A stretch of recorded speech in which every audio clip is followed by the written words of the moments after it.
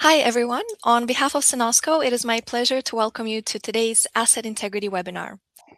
Today, we are going to dive into the topic of transforming mining asset integrity management with reliability-centered maintenance. So let's get into it. With us today, we have Cenosco's domain expert, James. He is a reliability maintenance engineer professional with over 24 years of experience, as well as an expert in asset reliability, RCM, failure analysis, and maintenance strategy across the full asset lifecycle. Hi, James. Welcome to the webinar. Hello. Next, I would like to welcome our special guest speaker, Waylon, Principal of Asset Management and Risk Advisory with Wood. His cross-sector experience spans mining, oil and gas, and utilities, driving measurable gains in performance, reliability, and compliance. Hi, Waylon. We are pleased to have you join us for today's webinar. Thanks, Ivana. It's nice to be here. Good to have you both here. So, today, mining operators are looking for ways to do more with less in their maintenance programs, while facing shrinking maintenance budgets, a lack of skilled labor, and ongoing drives to improve efficiency. In this webinar, James and Waylon will discuss some of the strategies to improve the return on your maintenance budget through the use of RCM. Following this discussion, we will have a Q&A part, and if we don't answer your question live, we can get back to you via email after the webinar. Okay, now it's time to move on to the discussion. James and Waylon, the floor is yours. Thank you, Ivana. Hello, everyone, and thank you for joining us today. Mining operations today are facing increasing pressure from rising operating costs and aging assets to higher production demands and stricter safety and sustainability expectations. At the same time, mining assets are becoming more capital intensive and more critical to production continuity than ever before. Critical equipment in mining operations, such as crushers, mills, conveyors, excavators, are high valued assets, very expensive assets. And these assets have a direct impact on production continuity. When these critical assets fail, the operational and financial consequences can be very, very significant to the business. Therefore, this raises two important questions.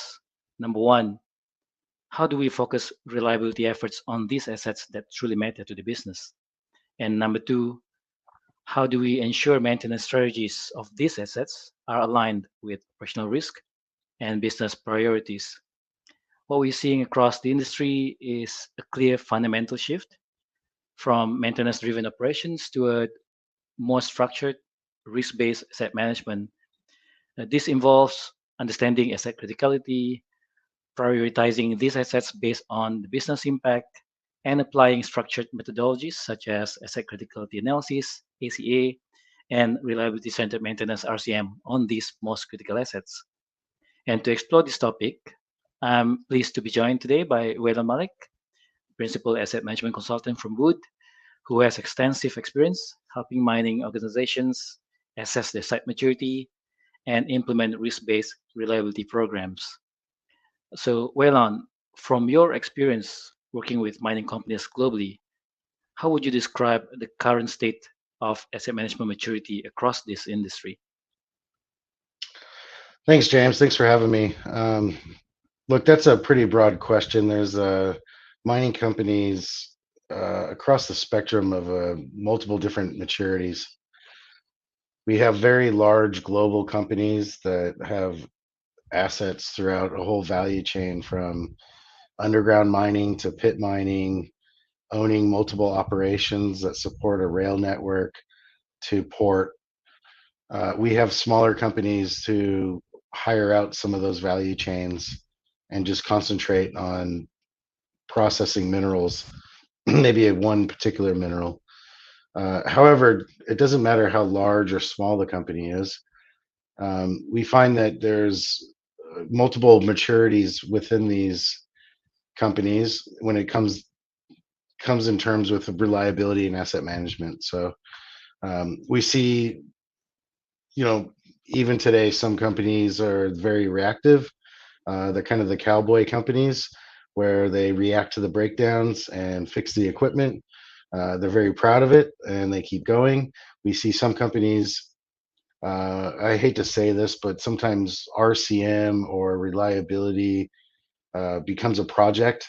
So there's effort to go ahead and perform that project. And then we see very mature companies where they've been able to create an asset management framework and policies that support knowledge sharing throughout the value chain. So it's a quite a wide variety of maturity, I suppose, across the mining area from what I've seen. Thank you, Elon. That's a very insightful perspective that you've shared, and it really reflects what we're seeing across the mining industry as well. But I really like to point out that what you mentioned about the different myriad and spectrum of maturity across the industry, because people may have, I mean, people who are not from mining, from other processing sectors might think mining companies might still be a traditional kind of company that still practice the PMs, RTF, rent to failure, and then they're pretty much concerned about spares management rather than RCM. And it really surprised and amazed me as well because you mentioned there's another group where this company in mining, they have a very high maturity in terms of their asset management strategy, which really institutionalized their reliability programs, including RCMs, perhaps RCA, defect elimination, uh, predictive maintenance kind of technology which they deploy. So this is pretty much something that we definitely need to know because that in itself help us to understand the current landscape of mining companies in asset management and reliability programs, right? And many of these organizations have very strong maintenance capabilities. I'm sure you do agree because you're saying that some of these companies they are very proud of it because they do a lot of repairs, corrective maintenance, but transitioning toward a fully integrated risk-based asset management approach is still an ongoing journey for many of these operators. And this is exactly why maturity assessment is such an important first step for these kind of organizations. Because with the site maturity assessment, it will help provide organizations with a clear understanding of where they are today, their current state, right? So that once they identify their current state, they can identify the gaps. And with this gaps analysis, it can help these companies define a structured roadmap toward reliability and asset management excellence that they want to achieve long term. So, from Wood's experience supporting mining clients, could you share how your maturity assessment framework helps organizations establish this baseline, the current state, and guide Absolutely. their reliability Oh, transformation journey? absolutely, James. And I'll just start by saying you mentioned run to failure as a strategy. That's absolutely a good strategy for certain equipment that It doesn't is. rank high Yep. on your asset criticality analysis. But yeah, look, and I also mentioned that wide spectrum of maturities within companies, even the most mature companies could benefit from a maturity assessment study. And just to point out a few things that we really focus on when we're looking at a maturity assessment is, we focus on the ISO 55000 principles of asset management when we're doing these studies, and we've got a very focused set of questions that we want to set out to say, are you on the low spectrum? Are you in the medium? Are you on the high?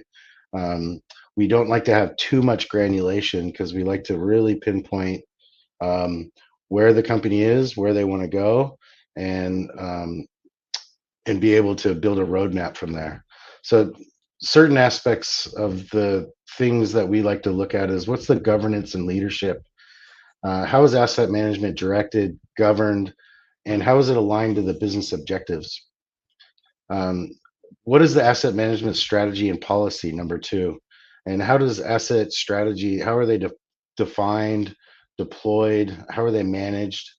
Um, risk and criticality management. How are the assets identified, evaluated? How are the risks mitigated? Asset lifecycle management. So, how are the assets managed from the time of inception to the operating cycle through to the end of life? and what are the systems, data, and digital enablement part of the asset management? How's asset information captured, managed, and utilized for decision making and shared across? If you've got a long value chain, is that information shared across that value chain, or is it um, compartmentalized? And also, the organizational capability and competency is another important part. Are people trained? Um, you know, does the people, the processes, and the organizational structure support all of the framework and data information coming in? So, our approach follows a very structured um, methodology, again, on ISO 55000 principles, and we can align it to best in class principles. We have a lot of data of companies that do these certain elements very well. Um, and we're able to benchmark companies as well against these set of criteria that we look for. Thank you, Wellon. I think that's very extremely available, and I fully agree with you because without a clear understanding of the current asset management maturity, right, it's very difficult for the organizations to know where they are today, the current state, because not knowing this area of opportunities is very hard for them to focus their reliability effort and investment. Otherwise, they're going to spend a lot of money on certain programs that eventually didn't produce results, and they will make a conclusion that it failed. Yeah, and can I just add, James, Yes. that Yep. seen on the screen there is a typical way that we like to Yep. display that information. Just a Sure. very simplistic way of putting a spider graph to say, look, you're excellent at this. You need some improvement here. These are the areas you're good in. These are the areas we need improvement. And from there, it's very easy to explain, I guess, to leadership and to say where do you want to put your efforts. And from there, we could build a roadmap to say, okay, in order to close some of these gaps or the gaps you want to close, this is what the roadmap looks like based on the information we've gathered and gave back to you. So. Yep. That's actually correct. And the clarity that it gives, like this visual, this spider plot, it clearly gives the asset owners an objective, right? Objective view of the current state and show their weakness areas, strengths, right? And then where they need to improve. And it also highlights capability gaps because in this assessment, you're going to identify which part of asset management framework that these companies are strong in and needs improvement. And then in itself, I'm sure that Wood and the client will eventually be able to come to an agreement, get the buy-in, sponsorship, sponsors from the leadership to define a structured roadmap to go towards that more strategic and risk-based realty program. And as you mentioned, one of the key outcomes of maturity assessment is enabling risk-based prioritization. And this naturally leads us into the next critical step, which is asset criticality analysis, ACA, which helps organizations to identify the assets that truly matter to the business so that these organizations can now focus their reliability programs where they deliver the greatest impact, or they say biggest bangs of the buck, right? So, could you please walk us through what's the asset criticality assessment framework and explain why this step is so important in translating any reliability strategy into real operational improvement? James, for me, it's just like building a house. You got to pour the foundation before you can start building the walls and the roof and everything else. So for me, the asset criticality analysis is the foundation for an asset management program. It will go into detail, I guess, of other benefits of it, but um, for me, my most successful asset criticality analysis studies have been formulating a procedure to perform this study using input from reliability, asset management, engineering, Sometimes organizations have departments that differ a little bit from that, but that's typically three departments you need input from. And then you need to go to the owners and operators of that equipment and get buy off from them. So again, I did this for a large organization that had several different mineral resources, a large value chain, all the way from pit to port, even some underground mines. And what we did was we created a framework. We got buy-in from all those different departments I mentioned. We brought it to one particular site and said, this is what we're thinking. We want your feedback. And we got agreement from them. We did the study on their site and we got all the scores. And I know typically people do an ABC indicator. I'm a big fan of spreading those indicators out to have more indicators so that your top 5%, 10% of equipment is super critical. Let's just call that A. And then maybe all the way down to, I'm just going to say F for the lowest criticality would be your lowest 5, 10%. And then you have a normal distribution of scores in between. So what I did in this particular case is I brought it to a site, we scored their site, and it was skewed to one side. It wasn't a completely normal distribution. So we did some tweaks. We rewrote the procedure a little bit, and in order to get that normal distribution, once we did, we're able to sell that to the asset presidents across the company to get buy-in from leadership to say, yes, we agree. Let's make this a business requirement. So then the general managers of every sector of that value chain, from all the different mine sites to the rail to the ports, were they were they needed to have this score against all the assets they managed as a business requirement, which turned it in from a kind of a push, hey, we need you to have this asset criticality, to them saying, help us get this asset criticality established at our functions of responsibility. And that way it went very quickly. And not only did it go very quickly, within less than a year, we had, I don't know, over 100,000 assets scored and stored in the CMMS. We're also able to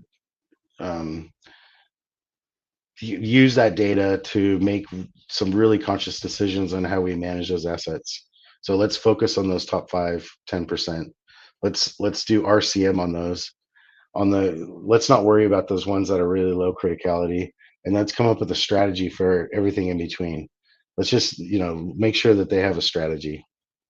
So it was getting that leadership buy-in turned it into a quick win. It turned it from a push to a pull, and it was huge strides into their whole asset management, lifecycle management of the assets.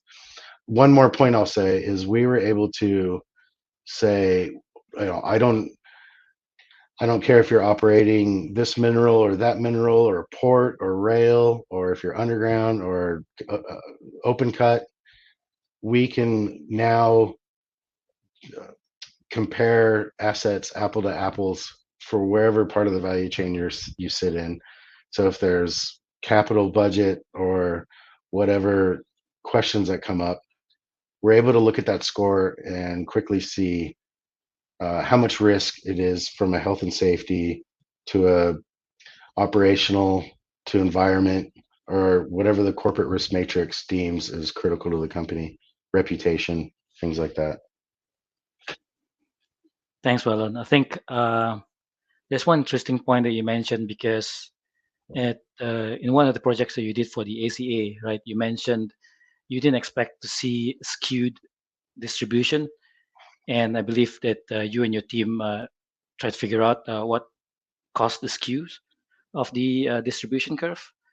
And I'd like to know what kind of criteria or scoring method, weighting factor, kind of techniques that you used in your approach to eventually having that standard normal distribution of asset criticality? Was it the HSC was being emphasized more with a high scoring factor or weight factor? Well, no, we didn't change the. We used the corporate risk matrix from the risk team. We worked with the risk team to understand what is the company's risk profile and what does it look like from a consequence likelihood um, perspective. And from there, we build a heat map.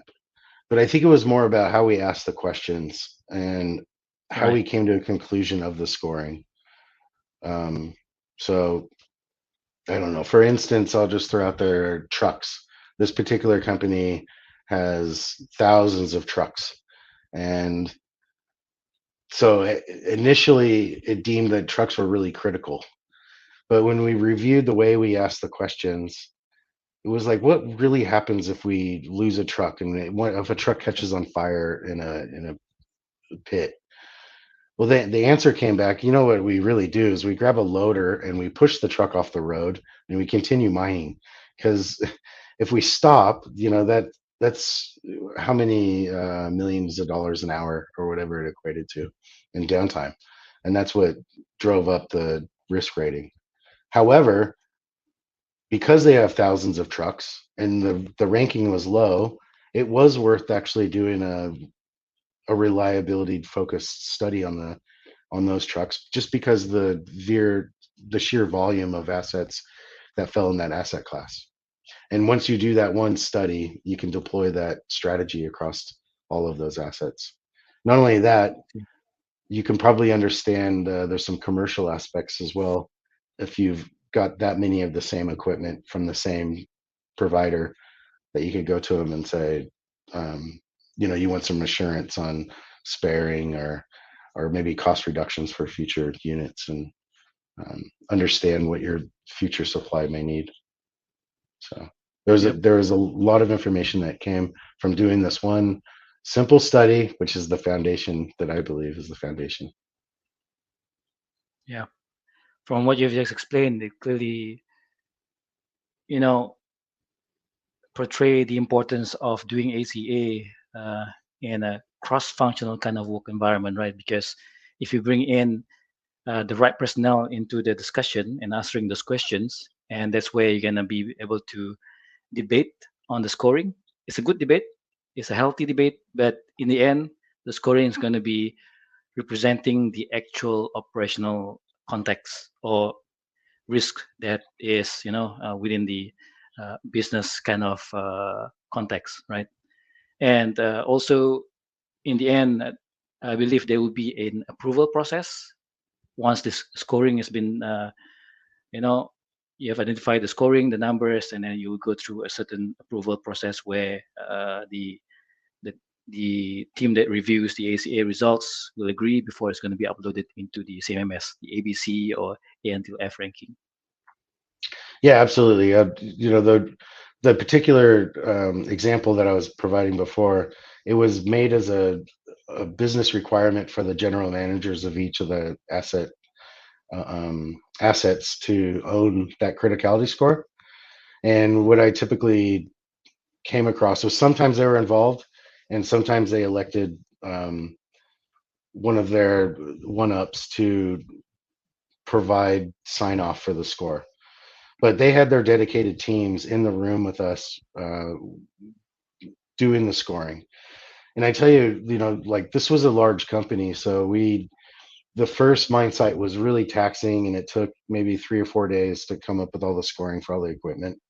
But after that, it's you move on to the next site and you say, look, site A said that trucks are rated a C because of these reasons. Do you agree? And more times than not, it's like, Yeah. yes, okay. If they've done that, we agree. They should all be the same. And so it just became practice that some of these large asset classes just inherited the same score. Um, that's not always the case. I mean, every now and then there would be one loader or one um, crusher or something that was maybe didn't have any redundancy and was a critical Mm, pinch point in the operation, and so that would superficially get a higher score than the rest of the assets. But typically, um, the sign off would come from the general manager, and then they would tick their approval, and then that scoring would go into the CMMS. And again, once that scoring went in, then we developed rules on how that scoring would be used from an RCM case where the top five, or the top 5% were ranked A. Those got RCM, and then everything below that got. We had a FAMICA for ranked B, C, D, got a PMO exercise. Let's just check out the strategies in place and make sure they make sense. And then lower than that, was, do we even need maintenance strategies for these? Should we run Yeah, them to fail? And but those A's, they got a lot of attention, and there's a lot of good examples I can think of like some value add benefits that came from really studying those assets. great overview, Welon. Thank you very much. And from a reliability perspective, asset criticality analysis (ACA) is absolutely essential because from the slide, distribution curve provides a very clear data-driven foundation for where reliability programs like RCM should be focused, right? And the ACA and the visual tools also show and help to give the asset owners a very clear, objective insight into which assets truly drive operational risk because now they get revealed to the surface, right?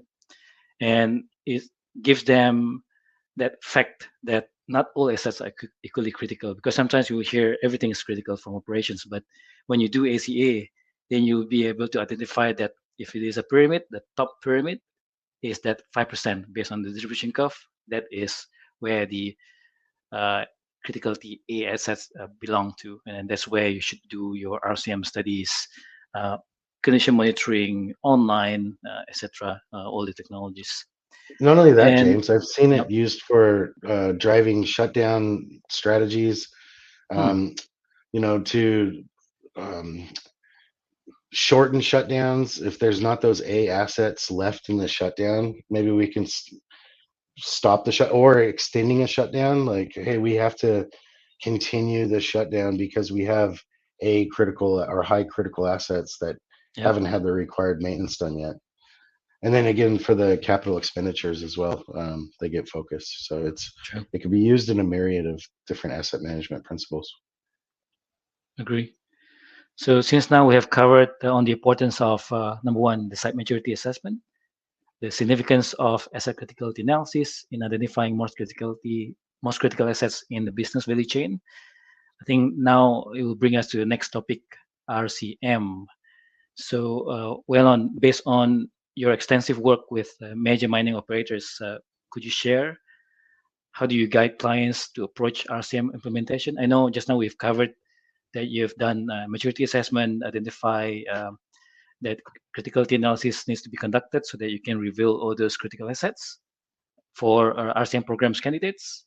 And from your recent projects, how has RCM helped your client improve asset availability, reduce failure rates, and optimize maintenance costs, and ultimately transforming their asset management um, and reliability performance? Yeah. So one good example I can think of is we did a RAM analysis of a mine processing plant, which we use to filter in for the ACA criteria. And of course, there's no redundancy in conveyors at any of these processing plants. So that was one of the critical pinpoints. And then looking at the downtime data, that led us to know that in between shutdowns, there was quite a bit of shutdowns of the conveyors. So in conducting the RCM for those conveyors, we we noticed that there was problems with the pulleys. A lot of times pulleys would premature fail after a shutdown, a brand new pulleys installed. Also, in between shutdowns, a lot of rollers were failing, which could cause damage to the belt and potentially a fire in a belt, which is a huge safety risk. So that led to several different studies, I suppose. We got the engineering team involved, the reliability team involved. What we found out with the pulleys were they weren't being stored properly. Sometimes the bearings were seized before they were installed, or in a degraded state. They weren't being There wasn't clear instructions on how to install them properly. So we not only improved the um, criteria for bringing pulleys onto site to install them, but also the installation procedures for the shutdown crews to install them properly. We also partnered with the manufacturer of that pulley to run vibration tests of it and give us a certificate of authenticity, I suppose, that this pulley was vibrationally sound to be installed prior to coming to site. They also built a warehouse to store them in a nice, environmentally safe condition prior to sending them to site. Then we came up with a roller changeout program based on um, wear data that we've collected over time of different sections of the conveyor where rollers may wear quicker than others. Now, on top of all this, we're doing RCM on the motor, the gearbox, the um, all the bits and pieces of the conveyor, which we were able to utilize to put to other motors and gearboxes across site. So use that information to give to different asset classes to improve their reliability. The whole exercise, we were able to enhance productivity. And at the time, this is probably 7 years ago, 8 years ago. I think it was Mhm. $25 million a year in throughput that we're able to in revenue throughput of the product we're going. This was at a gold mine in Australia, so it was quite a significant revenue increase. It was dangerous to change the pulleys or the rollers, especially with production trying to get the conveyor back up and running. Yep. So I think we reduced potential safety incidents by quite a bit. We increased revenue by quite a bit, and we reduced that stoppages of conveyor in between shutdowns by doing the RCM exercise on the most critical line of this processing plant. Thank you, Welon. Very impressive. You can see that there's a synergy between RAM and RCM, right? Because with RAM, you'll be able to identify the weakest link in your system or your production line.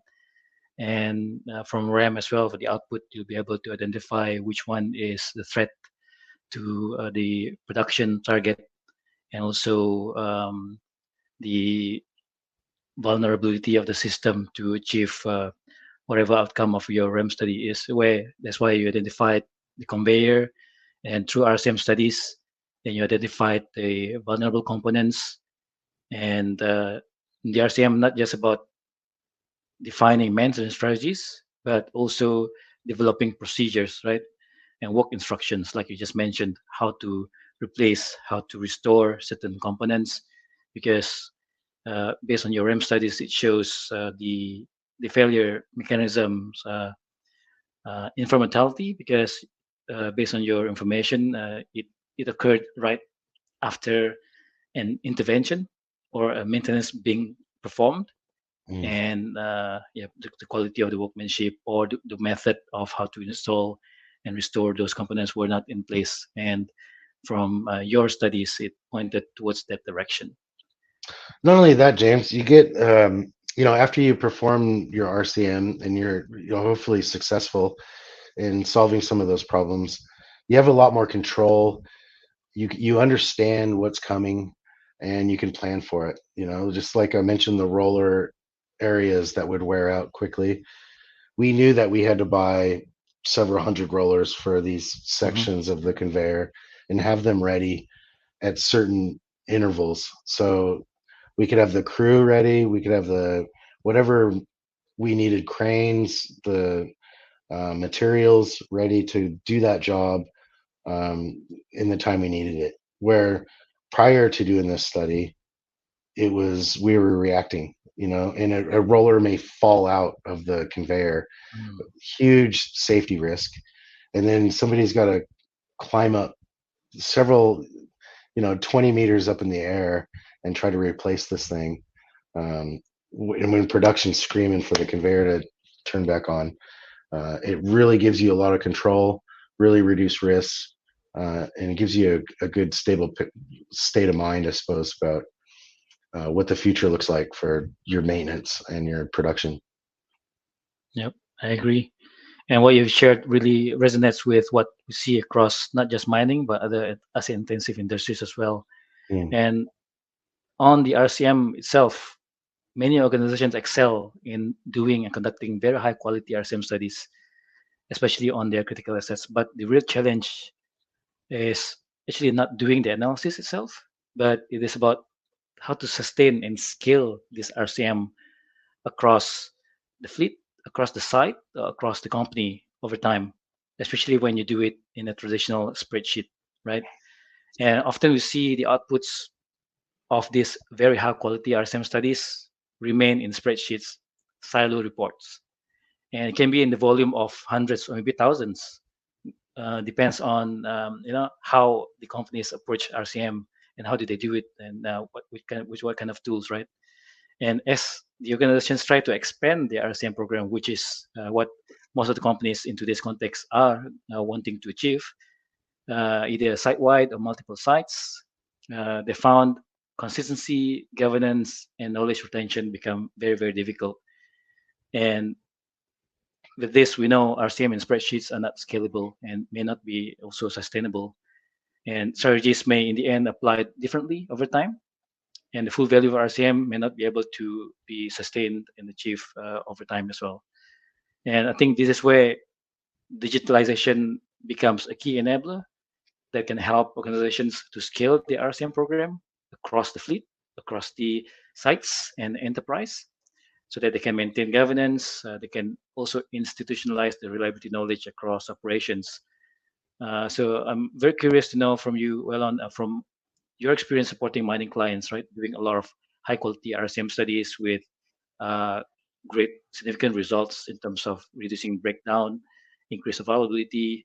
Do you see similar value realization in digitalizing the RCM process so that it can help the organizations to accelerate, sustain, and scale the RCM programs? Absolutely, James.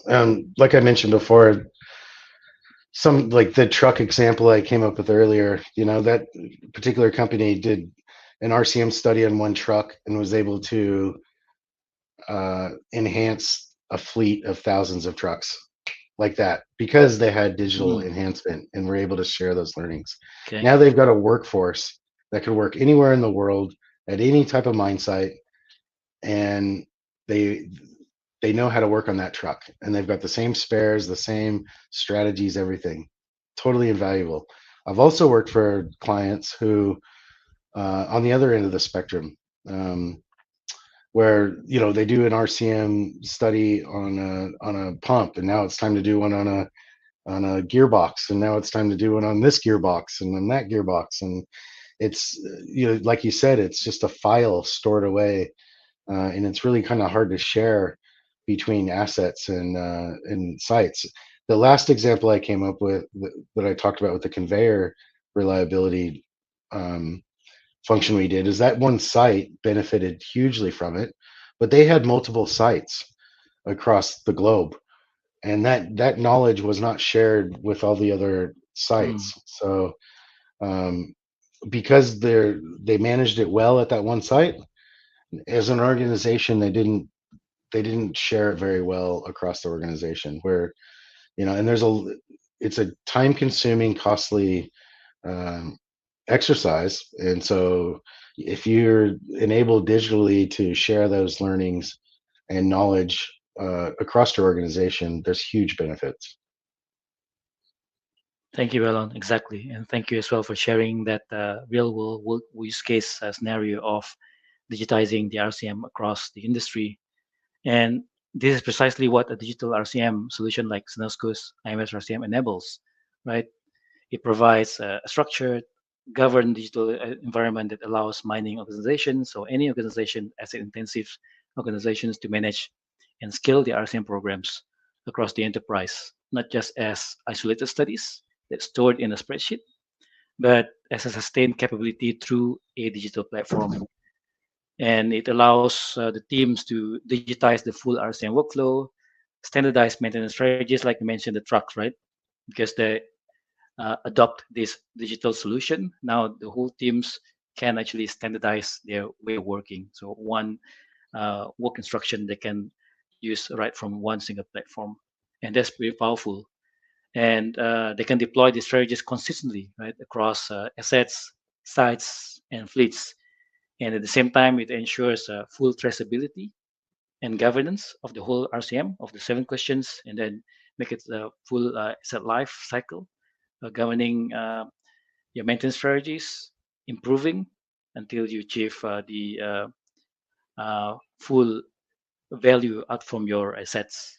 So every RCM analysis is documented, version gets controlled and aligned with operational risk, because operational risk get um, you know is so dynamic. The business gets so dynamic. The feedstock may have different kind of properties. It can get abrasive and in over time, and then you need to revisit your RCM and look into the operating context, and then redesign or That, redefine your maintenance strategies.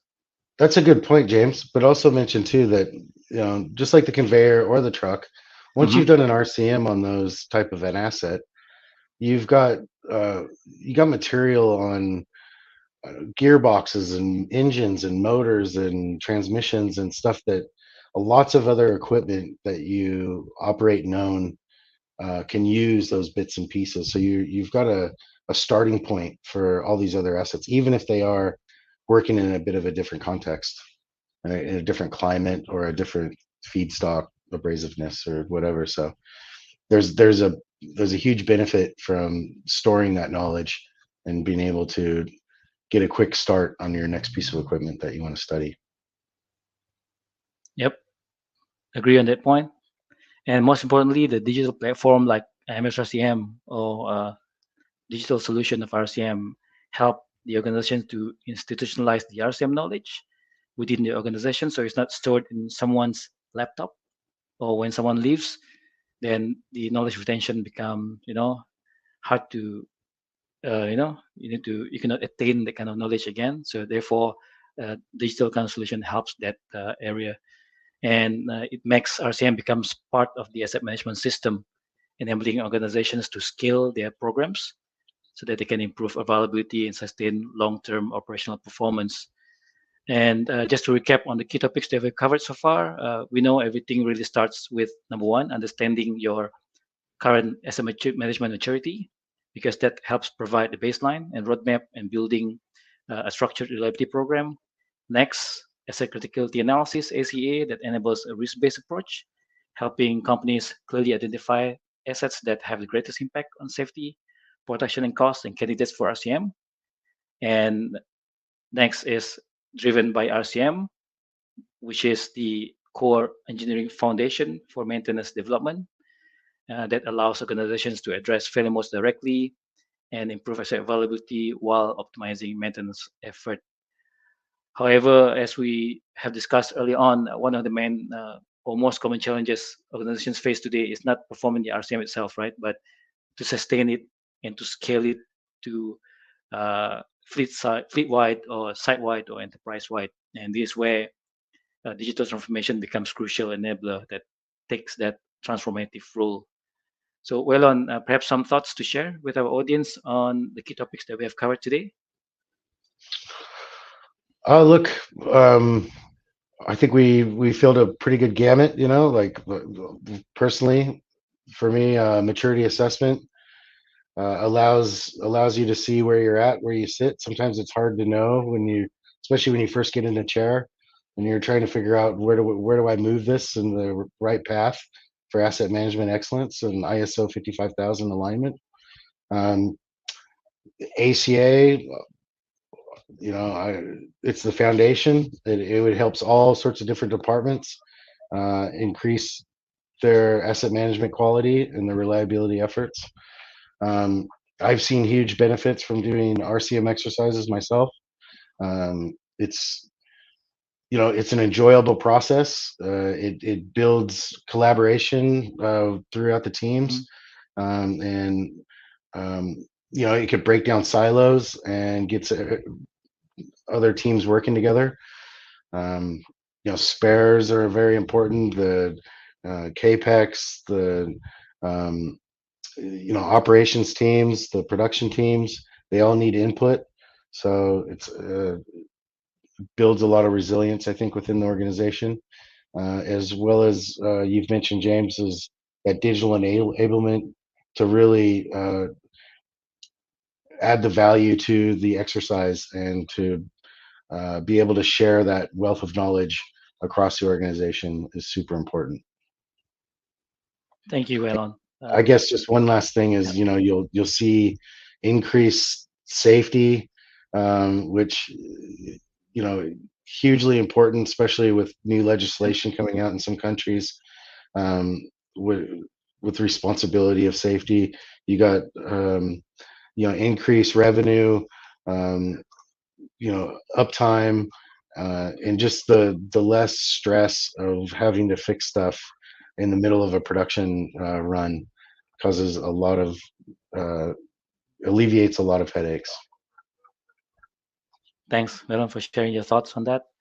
I think if there's one key message to take away from today's discussion, I think it is reliability excellence is built on a structured foundation. And this foundation comes from doing the maturity assessment, like you mentioned, and then asset criticality analysis to identify your most critical assets, and performing RCM studies, high quality studies on these assets, and ultimately the digital enablement, because it fits in today's context where organizations now would like to sustain and scale the RSM program, and then this way through digital solution they can realize this value. And with digital solution as well, they can institutionalize the reliability knowledge. The strategies are governed, programs are deployed consistently through a digital platform across the enterprise. And I think these are the fundamental building blocks, right, uh, of these three topics that we just covered, that when formed and harmonized together, will transform the reliability strategies that improve the asset availability, stabilizes the operations, and also delivers a lasting business value to the companies. And to me, that is the path towards reliability excellence. Thank you, everyone, for joining us today. We hope this discussion has provided valuable insight into how many organizations can build high impact asset management programs through strategic asset prioritization and digital RCM transformation. Ivana, back to you. Thank you so much, gentlemen. Thank you so much for this discussion and your insights. James, I really liked your key message here, where you mentioned that reliability excellence is not achieved, let's say, through a single tool or initiative, but it's built on a structured foundation. So, thank you for this discussion. I think we have a couple more minutes before we close up this webinar. So, maybe I can ask one question. I think that's how much time we have. So the question is, what key metrics should a mining operator track as part of an RCM implementation to identify or prove ROI? And I think the second part of that is, what are typical improvements that you have seen? James or Waylon, you can choose between yourselves who can respond this. I think Waylon, you can take this one. Look, Mining. I think I touched on it. Yep. Number one for me is safety. The conveyor example that I gave increased safety of that site significantly. There's no more working from heights. Um, you know, without a controlled environment. Um, in an unplanned downtime, typically maintenance costs anywhere from 3 to 5% more expensive than it is in a planned type environment, and safety deteriorates quickly in an unplanned environment. So the there's obviously, and you could quantify this when you're doing your process of what the ROI is in monetary revenue. That's quite easy to calculate, but I think the real savings is in your safety, in your legislation, in your unplanned events going forward. Fantastic. Thank you so much, Waylon, for answering this. And that brings us to the end of this webinar. So thank you so much for joining us today and sharing your expertise. This was a really fantastic session. And for all of our viewers that are in the audience right now, thank you for your time. If you would like to get connected with us or with Waylon and Wood, please drop us an email and we will get back to you. So a few final words from my side. You will receive a recording of today's webinar in your mailbox, so look out for that. And finally, before we go, I would like to remind you all to visit our website to register for our next webinar on March 24th on the topic of CUI and AI. James, Waylon, thank you so much for today. Thank you all in the audience and have a great rest of your day. Thank you and Thank you. goodbye. Thank you. Bye.